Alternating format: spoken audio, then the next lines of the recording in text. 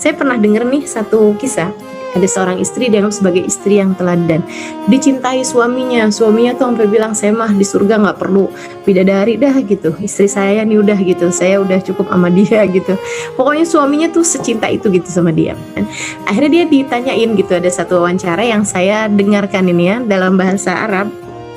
Dia ditanya gitu, perempuan tersebut ditanya, Anda sebagai seorang istri gitu pernah gak sih kayak ada permasalahan dalam rumah tangga gitu? Dia bilang, ya pernah lah, namanya juga orang berumah tangga berpuluh-puluh tahun gitu, masa gak pernah?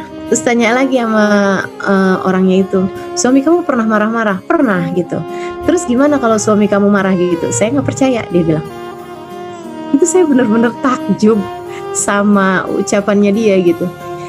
Dia ditanya, kalau suami kamu lagi marah-marah, kamu gimana sikapnya? Dia bilang, saya dengerin aja, tapi saya nggak percaya. Heran juga saya waktu denger itu gitu kan. Kok bisa nih, maksud dia apa nih gitu? Dia dengerin aja, tapi dia nggak percaya. Dia bilang gini nih, karena orang kan kalau lagi marah, kata Nabi Muhammad kan dia dikuasai nama setan. Ngapain saya percaya sama setan? Cakep banget dah. Ini pinter banget dah. Ini nih benar-benar bisa jadi prinsip dalam hidup kita teman-teman saudara sekalian. Kalau suami kita marah, jangan percaya. Kita cukup dengerin aja, senyum-senyum aja gitu. Jangan ngelihatnya sebagai yang laki gue nih emang bener-bener banget nih, dia marahin gue kayak begitu, dia pikir dia doang yang bisa marah. Itu teman-teman saudara sekalian, nggak banget. Jadi kalau suami kamu marah, kamu jangan balas kemarahannya dengan kemarahan yang sama gitu. Kalau kamu kayak begitu, dia marah, kamu marah lagi, ya habis dong rumah tangganya. Gak ada lagi yang bisa kamu perhatikan. Tahu gak sih, orang kalau lagi marah tuh hatinya dipermainkan sama setan. Seperti anak kecil mempermainkan bola, teman-teman. Jangan pernah mau dikuasai kemarahan. Itu setan semua tuh yang lagi main-main dengan perasaanmu di saat kamu sedang marah gitu. Sama halnya dengan suamimu ketika sedang marah, hatinya dikuasain sama setan gitu. Bener katanya si ibu tadi itu yang jadi panutan tadi itu ya, dia bilang suami saya lagi marah, berarti dia lagi dikuasain sama setan. Ngapain saya percaya? Terus kamu ngapain? Saya dengerin aja. Terus habis itu, habisnya dia selesai marah-marah, saya akan pergi ke dapur. Yang dia akan lakukan di dapur adalah dia bikinin teh, dia bikinin makanan-makanan kesukaan suaminya, goreng-goreng pisang gitu kan kalau di kita ya.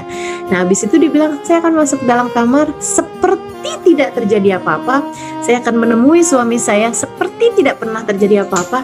Dan saya akan bilang gitu sama dia, ini bang silahkan diminum gitu, atau ini mas gitu, ini saya tadi dapat pisang enak banget dah, cobain yuk misalnya gitu kan. Udah seperti tidak terjadi apa-apa. Dia bilang biasanya sudah itu suami saya akan bilang gitu, maafin saya ya, tadi tuh saya juga emosi, maafin saya ya, saya tadi tuh ngomong yang gak enak sama kamu gitu. Dia bilang saat itulah saya akan percaya sama dia. Sebab sekarang dia sudah tidak lagi dikuasai sama setan, akan tetapi dia dikuasai oleh akalnya sendiri. Dia sudah disinari dengan cahaya agamanya, sehingga pada saat itu dia berbicara dengan benar. Dia bilang saat itulah saya akan tersenyum, kemudian saya akan berkata sama dia, udah saya maafin kok gitu.